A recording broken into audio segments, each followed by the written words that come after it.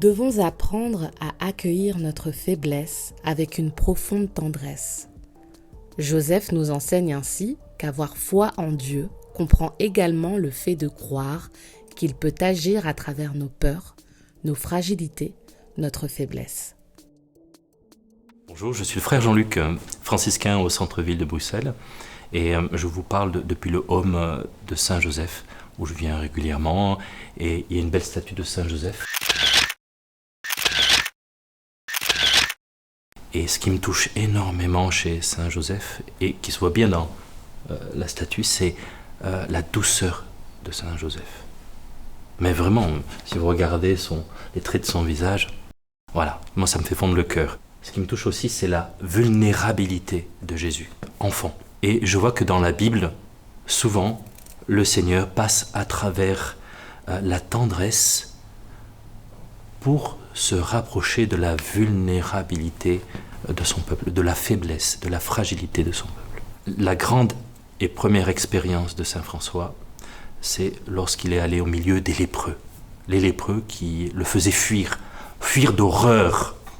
Et puis, l'Esprit Saint l'a poussé, il dit lui-même, l'Esprit Saint m'a poussé au milieu d'eux pour en prendre soin.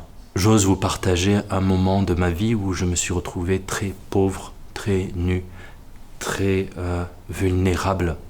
C'était un moment difficile, c'était éprouvant pour moi.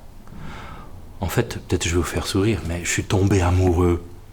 Je n'avais pas fait mes vœux, je n'étais pas encore prêtre, mais ça m'a profondément déstabilisé. Je refusais la vulnérabilité, la fragilité. Mais à travers cette épreuve, j'ai pris conscience, je me suis ouvert d'une part de moi que je considérais un peu comme un lépreux, mais que je ne voulais pas voir. Je ne voulais pas voir cette faiblesse en moi. Je ne voulais pas voir cet aspect en moi lié aux émotions. Moi, j'étais plutôt cérébral, et puis le faire. Mais le côté émotif, c'est un don de Dieu. Et à travers cette épreuve-là, le Seigneur m'a aidé à prendre soin de cette part émotive en moi. Et le Seigneur a pris soin de cette vulnérabilité, qui est devenue maintenant une force. Père dans la tendresse. En fait, la paternité, l'expérience des pères sont passées d'un extrême à l'autre. D'un côté, il y avait une paternité tout-puissante, disons, autoritaire. Et après, plus récemment, on est passé à une paternité qui s'évapore, qui est absente, qui veut être amie plus qu'autorité. Eh bien, et le pape parle souvent d'une révolution de la tendresse. Et juste à propos de Saint Joseph, il dit l'importance d'une autorité qui est pleine de tendresse, qui n'est pas faiblesse, mais qui sait transmettre les signes de la vie, de la confiance.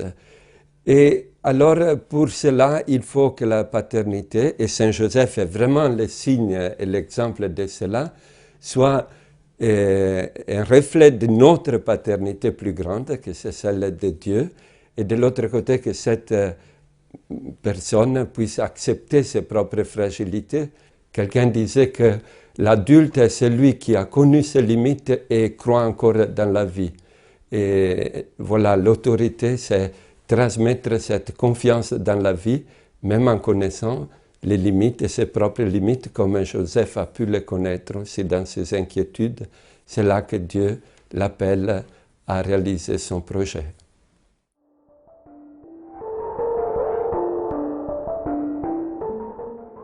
Salut, gardien du Rédempteur, époux de la Vierge Marie. À toi Dieu a confié son Fils. En toi Marie a remis sa confiance. Avec toi le Christ est devenu homme. Ô bienheureux Joseph, montre-toi aussi un Père pour nous et conduis-nous sur le chemin de la vie. Obtiens-nous grâce, miséricorde et courage, et défends-nous de tout mal. Amen.